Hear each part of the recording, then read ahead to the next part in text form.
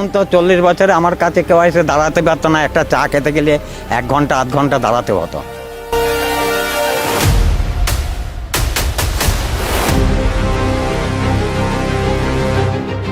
তাই এটা খুললে আমাদের এখানকার সাধারণ মানুষের অনেক উপকার হয়। সাজিয়েছিল, স্বপ্ন সাজিয়েছিল, সে আর স্বপ্নগুলো এখানে কিন্তু সমাধি হয়ে আছে।